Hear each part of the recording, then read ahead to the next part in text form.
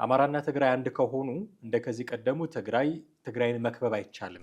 የአቶ ልደቱ ንግግር የብሔርተኝነት ነው። ዞሮ ዞሮ ሁለቱንም ብሔሮች አንድ እንዲሆኑ እና ወደ ትግል እንዲመጡ የማግባባት ስልት ነው የተከተለ። ሲጀምር ትግራይ ተከባለች ወይ? አቶ ልደቱ ሊናገር የሚገባው ምንም ይሁን መቃወም መብቱ ነው። ይህን መንግስት በፖሊሲ ደረጃ አሁን የተከተለ ባለው የፖለቲካ አቋሙ በርዕዮተ ዓለሙ በአጠቃላይ በአገሪቷ ላይ የታዩ ባሉ ነባራዊና ተጨባጭ ሁኔታዎች መተቸት ይችላል። የዚህ ትብብር ዓላማው ትግራይ እንዳትከበብ ማድረግ ነው። የብሔር ፖለቲካ አይነት ሁኔታ ነው ውስጥ የገቡት። ከብሔር ብሔራዊ ወይም ከዜግነት ፖለቲካ ወጥተው የብሔር ስለ አማራ ስለ ትግራይ ህዝቦች ብቻ የሚያቀነቅን ሰው ሆኗል። የትግራይ ህዝብና የአማራ ህዝብ በሚል መውሰድ የሚያስቸግር ይመስለኛል። እኔ ህዝብ ይጣላል ብዬ ስለማላምን ትብብር ለመፍጠር እየሞከሩ ያሉት ህወሓትና ፋኖ ናቸው።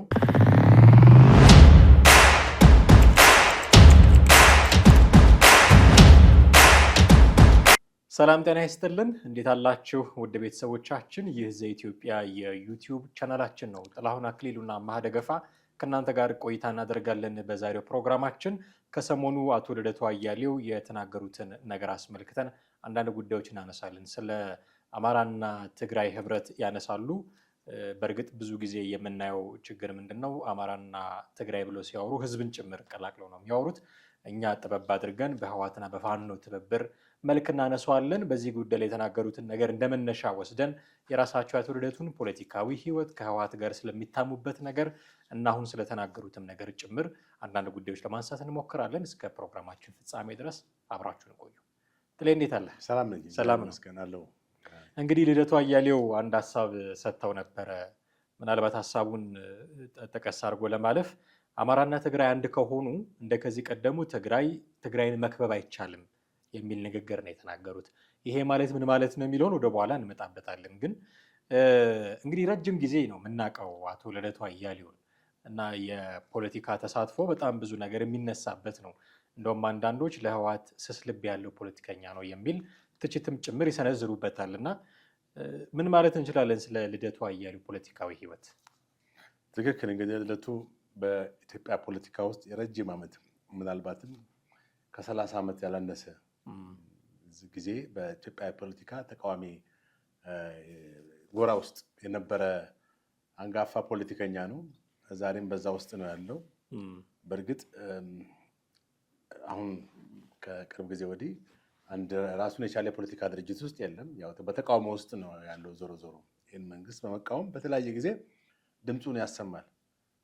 በተለያዩ ሶሻል ሚዲያም በሚያስተላልፋቸው መልእክቶችም ብዙ ጊዜ ሲናገር ይደመጣል እና ረጅም ጊዜ ነው ስለ ከ1984 ዓ.ም ጀምሮ ነው እንግዲህ ገና በወጣትነቱ ነው ወደዚህ ትግል የገባው ማለት ነው። ከዛ በ91-92 አካባቢ መሰለኝ ኢዴፓን በማቋቋም ከነ ዶክተር አድማሱ ገበዩ፣ ዶክተር ኃይሉ አራያ ጋር እና ሌሎችም በፓርቲ ውስጥ ረጅም ጊዜ ቆዩ ነበሩ። በዚህም ፓርቲ ውስጥ በሊቀመንበርነት ሰርቷል። ፓርቲውን በመርቷል እስከ 97 ዓመተ ምህረት እዚህ እንደሆነ በቅንጅት የአራት ፓርቲዎች ውህደት ማለት ነው። ማለት አራት ፓርቲዎች ቅንጅት ፈጥረው ከገዢው ፓርቲ ማለት በስልጣን ላይ ከነበረው ከኢህአዴግ ጋር ጠንካራ የሆነ ፉክክር አድርገው የነበረውን የፖለቲካ ሁኔታ ማንም ያውቀዋል። እንግዲህ 97 ምርጫ በሚልም በሰፊ በዚህም ጎልቶ የወጣው ልደቱ አያሌው ስም ነው።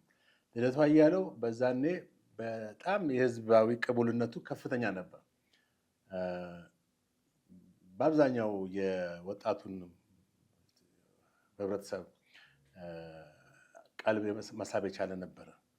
ብዙዎችን ወደ ፖለቲካ ውስጥ ማምጣት የቻለ ነበር። በጣም ሞቢላይዝ የማድረግ ሁኔታ ነበረ። በምርጫ 97 ዓመተ ምህረት የነበረው ሁኔታ እንግዲህ ማንም የሚያስታውሰው ነው። በዛን ጊዜ የኢትዮጵያን ፖለቲካ የሚከታተል ሰው እና በምርጫ ላይ እንግዲህ ከፍተኛ ውጤት አምጥቶ ያው የተፈጠረው ችግር የሚታወቅ ነው። ኢህአዴግ በአዲስ አበባ ብቻ ናቸው ያሸነፋችሁት፣ በመላ ሀገሪቱ እንዳሸነፈ አድርጎ ነው የምርጫው ሁኔታ ያቀረበው። ምርጫው ግን መጭበርበሩና ነፃ ለመሆኑ የታወቀ ነው በወቅቱ።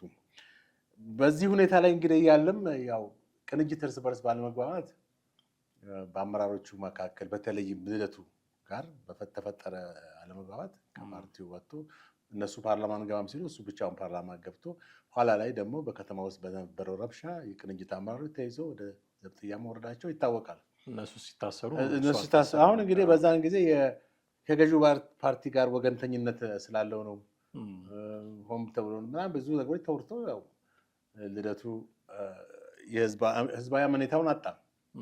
ልደቱ ክህደቱ እስኪባል ድረስ ዛሬም ድረስ ያን ጥላቻ ዛሬም ድረስ ይዞ ያሉ ሰዎች አሉ። ልደቱን የሚመለከቱት በ97 መነጽር ነው። በእርግጥ ከዛ በኋላ የአቋም ለውጥ አካሂዷል አላካሄደም፣ ያካሄደባቸው ሁኔታዎች አሉ። አሁንም በዛ አቅጣጫ የሚሄድባቸው ሁኔታዎች እንዳሉ ትመለከታለን።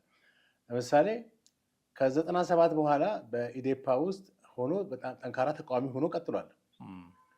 ፓርላማ ገብቶም ከፓርላማ ውስጥ ከና አቶ መለስ ለሚያነሷቸው የመንግስት አቋምን በመተቸት ይታወቅ ነበረ። ግን ያም ቢሆን ሰው የፖለቲካ አቋሙን አይቀበለውም ነበረ። ኋላ ላይ ለውጥ ከመጣ በኋላም ደግሞ ይህን መንግስት በመቃወምም ከጀዋር ጋር አንድ ላይ በመሆን በመስከረም ምናምን 30 ላይ መንግስት ስልጣኑን ያበቃል በሚል ሁሉ ተናግሮ እንደነበር ይታወሳል። ወደ ውጭ ሀገር ከሄደ በኋላ ደግሞ የበለጠ ተቃዋሚ በመሆን ቀጥሏል አሁን ድረስ። እንግዲህ ይህን ሁሉ ስንመለከት የልደቱ የፖለቲካ አቋምን ስንዳስስ ፖለቲካው ርዕዮተ ዓለም የትኛውን የፖለቲካ ርዕዮተ ዓለም ይከተላል የሚለውን ነው የምናነሳው። ልደቱ የዜግነት ፖለቲካን የሚያራምድ ወይም ፓርቲው ራሱ ኢዴፓ የተቋቋመው ኢትዮጵያ ዲሞክራሲክ ፓርቲ የዜግነት ፖለቲካን እንጂ የብሔር ፖለቲካን አይደለም። ከቅርብ ጊዜ ወዲህ ግን አሁን ያሉት አቶ ልደቱ የብሔር ፖለቲካን ሲያቀነቅል ትመለከተዋለህ። ስለ አማራ ህዝብ ወይም የአማራ ብሔርተኝነት አይነት እንቅስቃሴዎችን ትመለከታለህ። አሁን በቅርቡ አሁን ባልከው መንገድ ደግሞ አማራና ትግራይ ህብረት መፍጠራቸውን ነው። ይሄም አማራና ትግራይ አንድ ከሆኑ እንደ ቀድሞ ትግራይን መከብ አይቻልም የሚል ነው። ሲጀመር አማራና ትግራይ አንድነት የሚፈጥሩት ትግራይን ወይም ከትግራይ ጋር ምልህ እንትኑ ግልጽ አይደለም። የጠቀሰበት ሁኔታ አሁን አማራ ከትግራይ ጋር የሚሆነው የትግራይን ህልውና ለማስጠበቅ ነው ወይንስ አገሪቷን ነፃ ለማውጣት ነው ወይንስ ምንድን ነው የሚለውን ነገር ስትመለከት የአቶ ልደቱ ንግግር የብሔርተኝነት ነው። ዞሮ ዞሮ ሁለቱንም ብሔሮች አንድ እንዲሆኑ እና ወደ ትግል እንዲመጡ የማግባባት ስልት ነው እየተከተለ ያለው። ይሄ ደግሞ የብሔር ፖለቲካ ውስጥ ነው ወይም የብሔር ፖለቲካን ሽፍት ማድረጉን ነው ከብሔራዊ ፖለቲካ ወይም ከዜግነት ፖለቲካ ከሲቲዝንሺፕ ፖለቲክስ ወደዚህ ወደ ብሔር ፖለቲካ ማዘንበሉን ነው። አማራና ትግራይ የሚተባበሩት ትግራይ እንዳትከበብ ነው ወይ የሚለው ጥያቄ ታነሳለህ እና በዚህ ሁኔታ ላይ የአማራ ፋኖስ ምን ሊል ይችላል የሚለውን ደግሞ ትመለከታለህ። የአማራና ትግራይ ሲል አሁን የትግራይ ህዝብ እና የአማራ ህዝብ በሚል መውሰድ የሚያስቸግር ይመስለኛል። እኔ ህዝብ ይጣላል ብዬ ስለማላምን ትብብር ለመፍጠር እየሞከሩ ያሉት ህወሓትና ፋኖ ናቸው። በተለያየ አጋጣሚ አንዳንድ ሰዎች ትብብሩ ተፈጥሯል የሚል ነገር የሚያነሱ አሉ። የለም እንዲህ አይነት ነገር ውስጥ አልገባንም ገና አልጀመርንም የሚል ነገር የሚያነሱ አሉ። የሆነ ሆኖ ሀሳቡ ግን አለ። ሀሳቡ በደንብ እየተንሸራሸረ ያለ ነው። ጥምረቱ ይሄ ሰሜናዊ የሚባለው ጥምረት ሀሳቡ እንዳለ ግልጽ ነው። ይሄ ጥምረት አማራና ትግራይ የምንበለው ህወሓትና ፋኖ የምንበለው ቢጣመሩ ነው የሚለው ልደቱ አያሌው። ትግራይ እንደ በፊቱ አትከበብም የሚል ነገር ነው ያስቀመጠው። አሁን ተከትሎ የሚነሳው ጥያቄ አንተ እንዳልከው ምንድን ነው የዚህ ትብብር ዓላማው ትግራይ እንዳትከበብ ማድረግ ነው ወይ? ከዚህ አሁን ሲጀምር ትግራይ ተከባለች ወይ የሚል ጥያቄም እኮ ማንሳት ያስፈልጋል አይደለ? ብዙ ጊዜ የቲፒኤልኤፍ ሰዎች ይህንን ነገር ነው የሚያነሱት። የፌዴራል መንግስቱ ከቦናል፣ በጀት ከልክሎናል፣ ህዝቡን ከቦ እየቀጣ ነው፣ በረሃብ እንዲቀጣ እያደረገ ነው፣ ነዳጅ አይልክም፣ ገንዘብ አይልክም የሚል ክስ ያቀርባሉ። ይህንን ክስ እንደወረደ ተቀብሎ ነው ትግራይ ተከባለች ከዚህ በፊት የሚል ነገር ወስዶ አሁን እንዳትከበብ ከአማራው ጋር ማበር አለባት ነው። እንዲህ አይነት ነገር ነው እየተናገረ ያለው። ስለዚህ መከበቧን እነ ደብረ ጽዮን ተከበናል ማለታቸውን አምኖ ተቀብሏል ማለት ነው ልደቱ አያሌው። ዜን ከዚህ በኋላ ቲዲኤፍ ማነው ቲፒኤልኤፍ እና ፋኖ ቢተባበሩ የሚያመጣው ውጤት ትግራይ እንዳትከበብ ማድረግ ነው የሚል ነገር ሲናገር የጥምረታችን ዋና ዓላማ እሱ ነው እያለ እየተናገረ ነው። የቲፒኤልኤፍ አፍ ሆኖ እየተናገረ ነው እንደማለት ነው። አንዳንድ ጊዜ እንዲህ ብሎ መውሰድ የሚቻል ይመስለኛል። እና ይሄ ነገር ልክ ነው ወይ? ትርፉ ምንድን ነው ለፋኖ? ኦኬ ቲፒኤልኤፍ ከፋኖ ጋር መተባበሩ ትግራይ ክልል እንዳይከበብ ሊያደርግለት ይችላል የሚል ነገር ከመጣ የፋኖ ትርፍ ምንድን ነው? ከዚህ ፋኖ የሚያገኘው ጥቅም ምንድን ነው? ፋኖ ከቲፒኤልኤፍ ጋር የሚተባበሩ ለትግራይ ብሎ ነው ወይ? ትግራይ እንዳትከበብ ብሎ ነው ወይ? ብዙ ሰዎች ጥያቄ ያነሳሉ። እንደምታውቀው ከዚህ ትብብር ምን እናገኛለን? አማራ ላይ ሂሳብ እናወራረዳሉ ካሉ ሰዎች ጋር ተባብረን ምን እናገኛለን? ሲጀመር ማኒፌስቶቸውን ሲያወጡ አማራን እንሰብራለን ብለው ማኒፌስቶች ከጻፉ ሰዎች ጋር ተባብረን ምን እናገኛለን እያሉ ብዙ ሰዎች ፋኖ ላይ ጥያቄ ያነሳሉ። ስፔሲፊካሊ ደግሞ ዘመነ ካሴ ላይ ይሄ ነገራቸውን እውነት የሚያደርግላቸው አይሆንም ወይ? ልክ ልደቱ የተናገረውን ስትሰማ ቲፒኤልኤፍ እና ፋኖ ሲተባበሩ ውጤቱም የሆነው ትግራይ ክልል እንዳትከበብ ማድረግ ነው የሚለውን ንግግር ስትሰማ ያልነው ነገር እውነት ነው ማለት ነው፣ ስለዚህ አርፋችሁ ተቀመጡ የሚል ማስጠንቀቂያ ለእነ ዘመነ ካሴ ሱሉ ሊሰጥ አይችልም። ጥሩ ተመልከት። እዚህ ጋር አቶ ልደቱ አንድ ባለፉት የፖለቲካ ህይወት ውስጥ አንድ ወጥ የሆነ የፖለቲካ አቋም እንደሌለው ነው የሚያሳየው። ትዝ ይልህ እንደሆነ ኢህአዴግ ከመውደቁ በፊት በጣም ኢህአዴግ ወደ ትግራይ ከሚጠራቸው ሰዎች ውስጥ አንዱ አቶ ልደቱ ነበረ። የፌዴራል እንትን እንመሰርታለን በሚል የተለያዩ ፓርቲዎችን ራሱ ሀሳብ ይሰጥ ነበር እና እንደውም ለአቶ ልደቱ ለህወሓት ስስ ልባላቸው ተብሎም በጣም በህወሓት አቀንቃኝነታቸው ይታወቅ ነበረ። እንደዛ የተባለ ይታማሉ። እሳቸው ግን በእኔ ልክ ህወሓትን የተቸ የለም ነው የሚሉት። አዎ እና አሁንም ይሄ እዚህ ጋር ሲናገሩ የህወሓት ቃል አቀባይ አይነት ነገር ነው አይነት መንፈስ። አሁን ይሄን ሊናገር የሚችለው ደብረጽዮን ወይም ሌሎች ወርቅ መንጆሪኖ ናቸው እንጂ አቶ ልደቱ አይደለም። ልደቱ አሁንም ከዚህ የፖለቲካ መስመሩን ስቶ እንደሄደ ነው የምትመለከተው። አሁን እዚህ ጋር አቶ ልደቱ ሊናገር የሚገባው ምንም ይሁን መቃወም መብቱ ነው። ይህን መንግስት በፖሊሲ ደረጃ አሁን የተከተለ ባለው የፖለቲካ አቋሙ በርዕዮተ ዓለሙ በአጠቃላይ በሀገሪቷ ላይ የታዩ ባሉ ነባራዊና ተጨባጭ ሁኔታዎች መተቸት ይችላል አይደል እንዴ? በክልሎች ጋር ባሉት አንዳንድ ሁኔታዎችን መተቸት ይችላል። ነገር ግን ከዛ ወጥቶ አሁን እሱ ቅድም እንዳልኩት የብሔር ፖለቲካ አይነት ሁኔታ ነው ውስጥ የገቡት። ከብሔር ብሔራዊ ወይም ከዜግነት ፖለቲካ ወጥተው የብሔር ስለ አማራ ስለ ትግራይ ህዝቦች ብቻ የሚያቀነቅን ሰው ሆኗል። ይሄ ደግሞ ያላቸውን ቀድሞ ከተሉት ከነበሩ የፖለቲካ አቋም ሽፍት እንዳደረጉ የሚያሳይ ነው። እንደገና ደግሞ አማራና ትግራይ ቅድም አሁን አንተ እንዳነሳው አንድ ላይ ህብረት የሚፈጥሩ አማራና ትግራይ የሚለውን ሳይሆን እዚህ ጋር ማየት ያለብን አማራ ህዝብና ትግራይ ድሮም አንድ ነው፣ አሁንም አንድ ነው ማለት በህዝብ ለህዝብ ላይ ምንም የተፈጠረ ቅራኔ የለም። የአማራ ህዝብና የትግራይም ህዝብ ዜግም መጥቷል፣ በሰላም ነው። አማራ ስለሆነ ትግራይ ህዝቡ አይጠላውም፣ ትግራይ ስለሆነ አማራውን አይጠላውም። በህዝብ ዘንድ ቅሬታ ያለው ለህዝብ እንቆመናል፣ ለህዝብ ነፃ እናወጣለን በሚሉ ፖለቲካ ኃይሎች ናቸው። በሰላማዊ መንገድ እንታገላለን በሚሉ ትጥቅ ባነሱም ኃይሎች ውስጥ ነው የሚፈጠረው ቅራኔ። አሁን እንግዲህ የአማራው ፋኖና የትግራይ ቲፒኤልኤፍ በዚህ ባለፈው ጦርነት ውስጥ በተካሄደው ጦርነት ውስጥ ከመንግስት ጎን ሆኖ ፋኖ ህወሓትን ሲዋጋ የነበረ ኃይል ነው።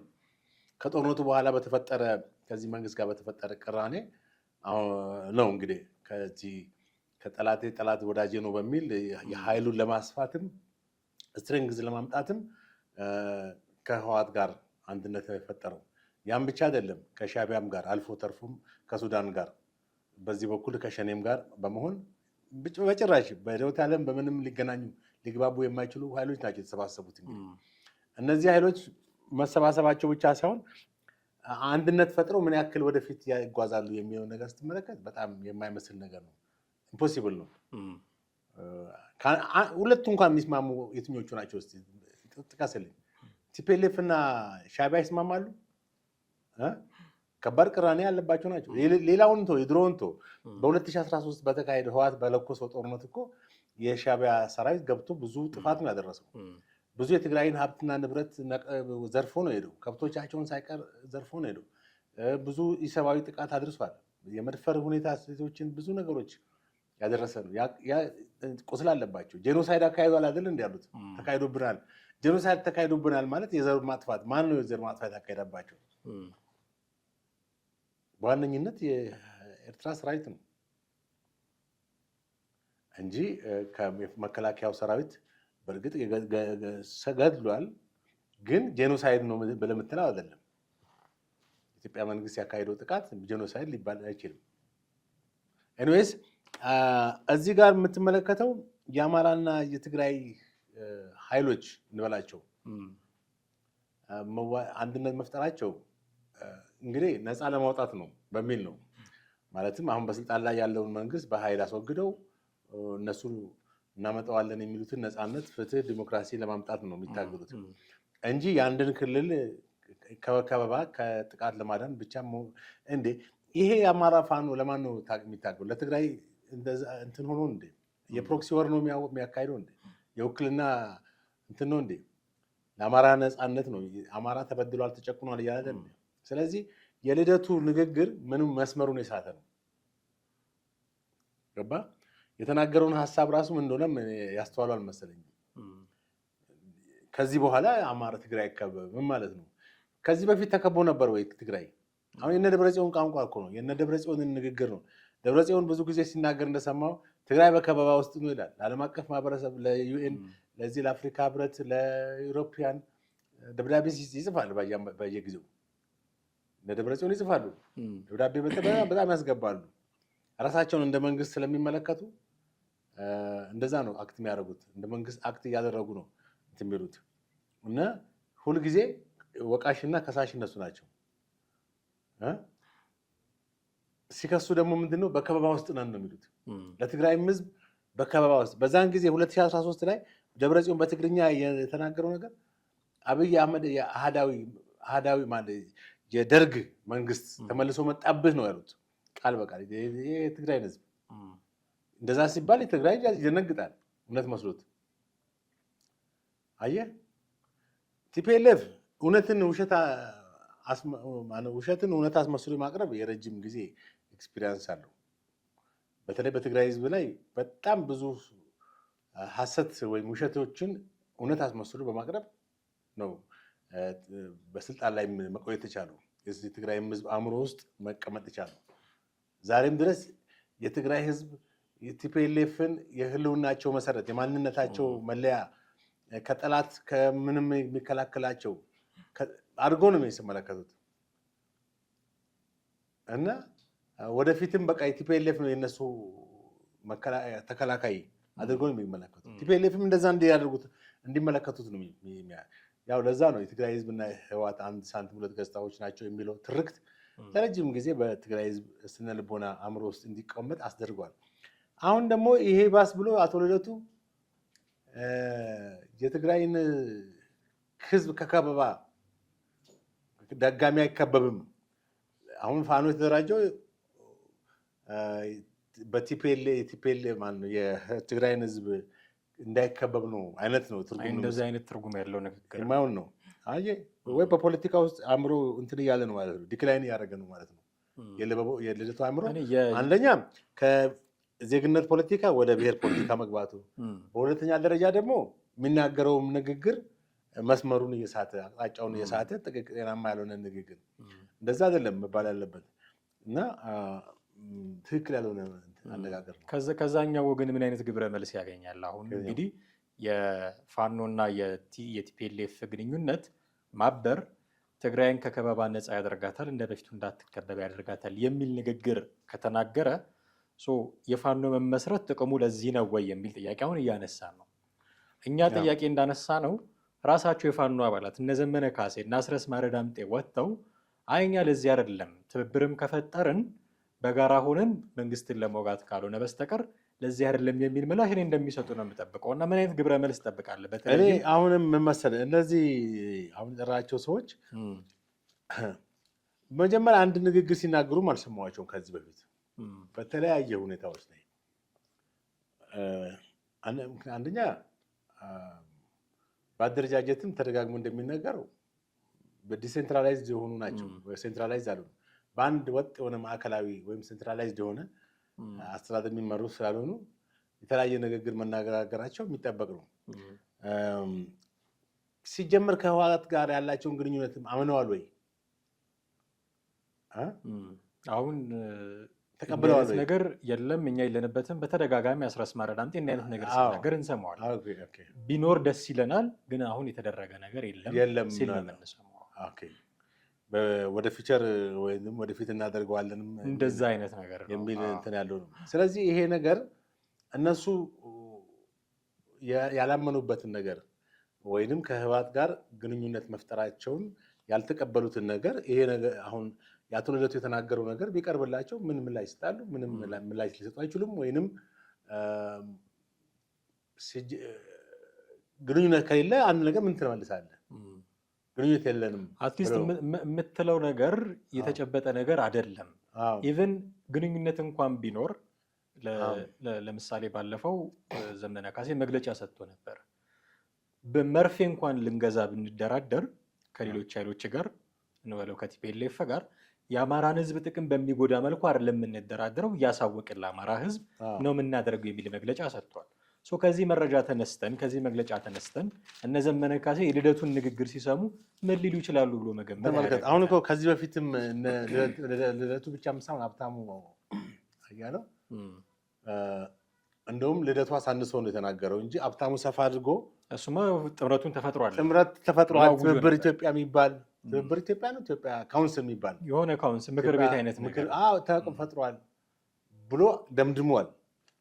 በአየር ላይ የፈጠረው ራሱ በምናብ የፈጠረው ይሁን እንግዲህ በተጨባጭ ያለ ነገር ይሁን ባይታወቅ ሊኖር ይችላል። ነገር እና አስረስ እየካዱ ሊሆን ይችላል። እንግዲህ አሁን የትኛው ነው ትክክል የሚለው አታውቅም። ሀብታሙ ከመሬት ተነስቶ ተናገረው አይዶን ነው እሱ ነው የሚያውቀው። እነዚህኞቹም ካዱ የሚታወቀው ነገር የለም። አሁን አንድ ተጨባጭ እውነታ ግን አለ፣ መሬት ላይ ያለ ተጨባጭ እውነታ አለ። የትኛው ነው እውነታው? አሁን ሀብታሙ ያለው ላይ ቢያንስ እነ ዘመነ ቢናገሩ እነ አስረስ ቢናገሩ ሌሎቹ የፋኖ አመራሮች ቢናገሩ እውነት ነው ብለህ ትቀበላለህ። ከሀብታሙ ከተናገረ በኋላ ምንም የተፈጠረ ነገር የለም፣ ምንም የተናገረ ሰው የለም። በየትኛውም በኩል የተሰጠ ማስተባበያም የለም። እውነት ነው ውሸት ነው ለማለት ያለ ኦፊሻል የሆነ ነገር አልሰማንም። አሁን ደግሞ አቶ ልደቱ ይሄን ነገር ተናግረዋል። ጭራሽ ደግሞ የተናገሩበት አቅጣጫ ወይም አንግል እንደው ተራ ንግግር ይመስላል። ወይም የእነ ደብረጽዮን ሁልጊዜ የሚያላዝኑት አነጋገር ነው የሚመስለው። ደብረጽዮን ሁልጊዜ የሞኝ ለቅሶ ሁልጊዜ የሞኝ ዘፈን ሁሌ አበባዮሽ ጠዋት የሚዘፍነው ማታ የሚዘፍነው ምንድን ነው? አበባዮሽ ነው። ከአበባዮሽ ዘፈን ውጭ የለም። እና የእነ ደብረጽዮን ዲስኮር ማለት መግለጫ ሁልጊዜ የትግራይ ህዝብ በበደል ውስጥ በችግር ውስጥ በመጎዳት ውስጥ የትኛው ኢትዮጵያ ህዝብ ከትግራይ ህዝብ ተለይቶ ተጠቀመ? አገሪቷ ላይ ያለው የኑሮ ጫና ትግራይም ብቻም ሳይሆን አማራንም፣ ኦሮሞንም፣ ሲዳማውንም፣ ወላይታውንም፣ ጉራጌውን ሁሉ አታክም። በአገሪቷ ውስጥ ያለው የሰብአዊ መብት ቀውስም በትግራይ ብቻም ሳይሆን በአማራው፣ በትግራይ በሁሉም ክልል አለ።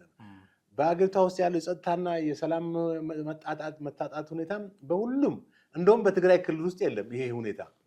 አሁን የሰላም እጦት፣ እዚህ ገታ፣ በመንገድ ላይ ትራንስፖርት ማስቆም፣ መዝረፍ፣ እንደ ሚሊዮን ብር አምጡ 4-3 ሚሊዮን ብር አምጡ የሚሉ ሰዎች ትግራይ ውስጥ የሉም።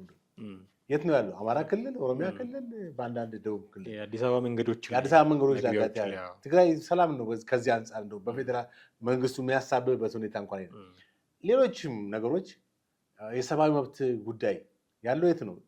ሰብአዊ መብት ጥቃት ካለ እኮ ትግራይ ውስጥ ማነው ራሱ ተጠያቂ አድራጊው ራሱ? ምክንያቱም አሁን ትግራይ ክልል የተቆጣጠረ ያለው በፌዴራል መንግስት አይደለም።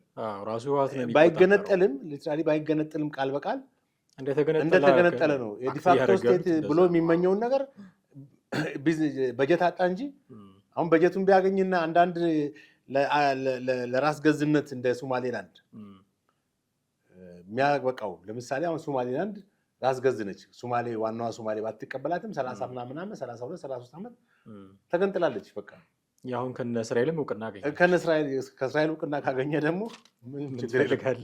በአሁኑ ሰዓት የዓለማችን አያል እሷ ነች አይደለ? ስለዚህ አሁን የትግራይ ክልልን የመገንጠል ፍላጎት አላቸው። የመገንጠል አማራውንም ፋኖንም የሚጠቀሙት የራሳቸውን ፖለቲካ ግብ ለማስደረስ ነው እንጂ እውነት ለአማራ ህዝብ ለመታገል እውነት ለኦሮሞ ለመታገል ኦሮሞ ነፃ ለማውጣት ትግራይ የተቀረውን የደቡብ ህዝብ ነፃ ለማውጣት አጠቃላይ 80 ምናምን ብሔር ብሔረሰቦችን ነፃ አውጥቶ አሁን ካለው አስከፊ ስርዓት ነው ብለው ከሚሉት አሁን እነሱ ነፃ ለማውጣት በጭራሽ አይደለም።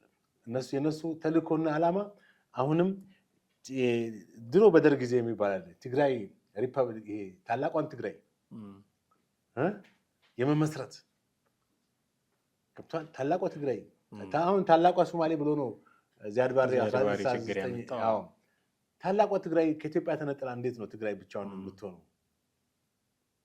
እንግዲህ የትግራይ ህዝብ በኢትዮጵያ ወንድሞቹ እንደ ኢትዮጵያ እህቶቹ ከኢትዮጵያ ማህበረሰብ ጋር የኖረ አብሮ የተዛመደ እና እንትን ያለ ነው። በብዙ መንገዶች በባህልም በትንም ከትግራይ እና ኢትዮጵያን ህዝብ አትለየውም። አንዳንዴ ቋንቋ ነው እንጂ የሚለያየው በባህል በካልቸር ሁሉ ነገር አንድ ነው። ኢቭን ከትግራይ አይደለም ከኤርትራም ጋር ኢትዮጵያ ህዝብ አንድ ነው። አሁንም ድረስ ፖለቲካው ነው የለየው። ፖለቲከኞች ናቸው የለዩት። ይህ ግልጽ ነው። ኢትዮጵያ ህዝብ ያውቀዋል በደንብ። ብዙ ጠለቅ ብሎ ማንበብም ጠለቅ ብሎ ማየትም ላያስፈልግ ይችላል። የቅርብ ጊዜ ታሪክ ነው። የ83 ዓመተ ምህረት ታሪክ ነው። የሸፍጥ ፖለቲካ እነ ኢሳያስ እና እንመለስ ዶልተው ጫካ ውስጥ ለኤርትራ ሪፈረንደም ራስን በራስ የመወሰን ብለው የቀረበው ሪፈረንደም በጣም በጣም ያሳዝን። ናጽነት ወይስ ባርነት? ናጽነት ማለት ከኢትዮጵያ መገንጠል ነፃ እንደወጣ፣ ባርነት ማለት በባርነት ትቀጥላለህ ወይስ በነፃነት ትኖራለህ? ማንም ሰው በነፃነት ነው የሚፈልገው። ናጽነት ብሎ 98% ደገፈ፣ ተገነጠሉ። አሁንም ትግራይንም እንደዚህ ለማድረግ ነው ትግራይንም አሁን እነሱ ምን መሰለህ ትግራይ እንደዚህ ለማድረግ ያ ወደብ አለው፣ በር አለው፣ ሁሉ ነገር ስላለው ነው አንከፍ ተንገብግቦ ለበለው ብቻ ያን ውሳኔ እንዲወሰን ያደረገው የኤርትራን ህዝብ ያለ ፍላጎቱ ማለት ነው። ይሄን የሚቃወሙ ሰዎች ዛሬም ድረስ አሉ። ኢሳያስና የመለስ ሴራን የሚቃወሙ የኤርትራ ተወላጆች አሉ፣ መገንጠልን የሚቃወሙ በአብዛኛው በጭፍንነት ባለማወቅ ወይም እንደ ሀገር መኖርም ራሱ እንደ አንድ ክብር ቆጥረውት ባለማስተዋል ነው የመረጡት። ከዛ በኋላ ወደ ቁጭት ነው የመጣው። ዛሬ ኤርትራ በምን አይነት ሁኔታ ነው ያለችው? በፖለቲካ ሁኔታን ተመልከት፣ የኢኮኖሚ ሁኔታዋን ተመልከት። በዓለም በስደተኞች ሪከርድ ሊስት ውስጥ ነች፣ ቀዳሚነት ነች። በየጊዜው በባህር ውስጥ የሚሞቱ ሰዎች ኤርትራኖች አሁንም በስደት በምናምን ብዙ መጥቀስ ይቻላል ባጭሩ። አንድም 32 ነው 34 ዓመት ሙሉ አንድም ምርጫ ተካሂዶበት የማያውቅ ክልል ነው። ለአንድም ጊዜ እንደዚህ አይነት ክልል እንደዚህ አይነት አገር በዓለም ላይም ያለ አይመስለኝም። በአሁኑ ሰው በዚህ በሰለጠነው ዓለም ምርጫ የማይካሄድበት እኮ የለም። ምርጫው ምናልባት ገዢው ፓርቲ ያሸንፋል እንጂ ከናካቴው ምርጫ ያቆመ ሀገር የለም። ሰልጥኗል። አሁን እነ ዲሞክራቲክ ኮንጎን ተመልከታቸው። እንደው በጣም አምባገነን የሚባሉት እኛ ጎረቤቶች ያሉት ራሳቸው እነ ሶማሌ ተቀይረዋል፣ ምርጫ ያካሄዳሉ። ተመልከት። ሌሎችም ሀገሮችን ያቸው።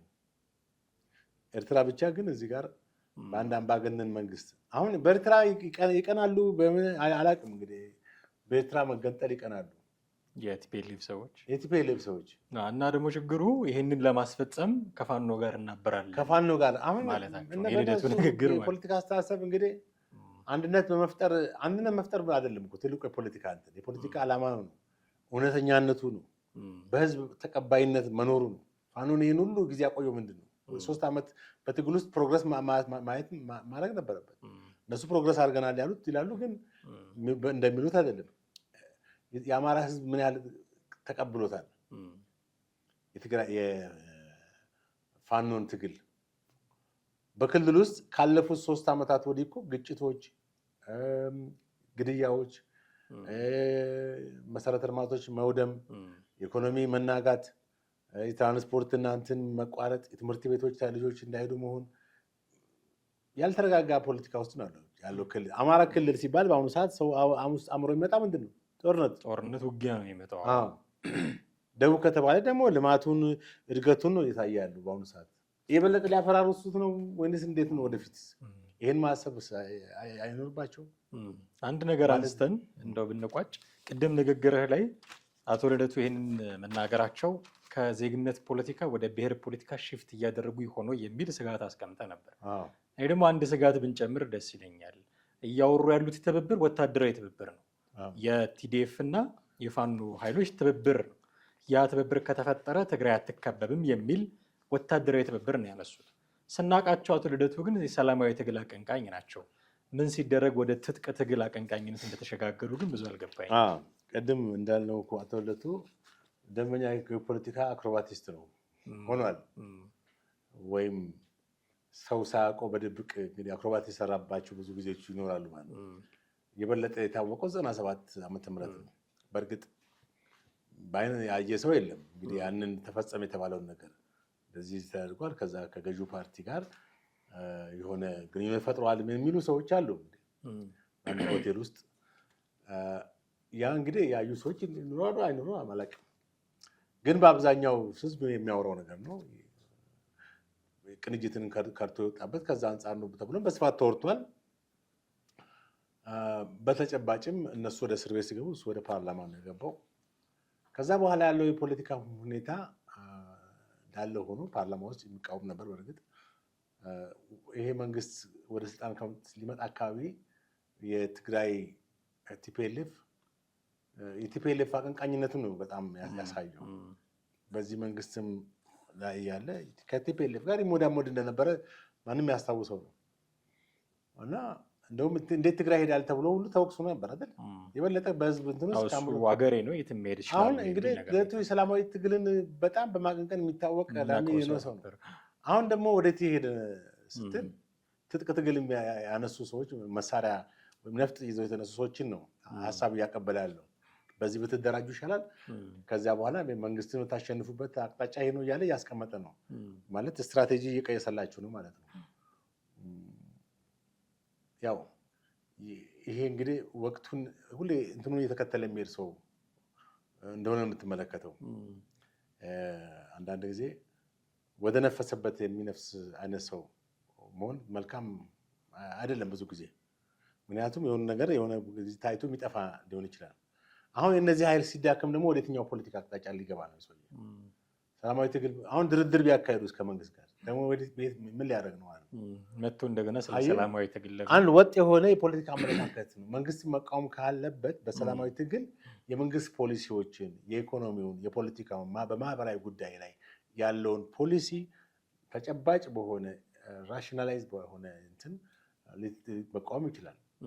ምሳሌ ይሄን መንግስት የምትቃወምባቸው ብዙ ነገሮች ይኖራሉ። ያም በሰላማዊ ትግል እና እንደ ልደቱ አይነት ደግሞ ረጅም ልምድ ያለው ሰው የሚናገረውና የሚቃወምበት አያጣም። ግን እዛ ጋር ውጤት ስላላገኘው በዚህ ያገኛለሁ በሚል ነው መሰለኝ። እንግዲህ ይሄ ነው ወደ ነፈሰበት መንፈስ ራሱን ተናግሮታል። የከሰርኩኝ ፖለቲከኛ የከሰረ ፖለቲከኛ በዛ መንገድ ስለከሰረ አሁን ይሄኛውን መንገድ ደግሞ እስቲ ልጠቀም የሚል ነው። ግን የሚያስኬድ አይደለም። በጣም አድርጌ አመሰግናለሁ ጥሌ። በርካታ ነገሮችን አንስተናል። እዚህ ላይ ማብቃት ይኖርብናል የዛሬው ፕሮግራማችንን። ውድ ቤተሰቦቻችን እናንተም ከኛ ጋር ነበራችሁ ቆይታ እጅግ አድርገን እናመሰግናችኋለን። እዚህ ላይ እናበቃለን የዛሬ ፕሮግራማችንን። ሀሳብ፣ አስተያየት፣ ጥያቄዎች ካላችሁ በተለመደው መንገድ ልታደርሱን ትችላላችሁ። ጥላሁን አክሊሉና ማህደገፋ ከእናንተ ጋር ቆይታ አደረግን። በሚቀጥለው ጊዜ በሌላ ርዕሰ ጉዳይ እንጠብቃችኋለን። ጤና ይስጥልን።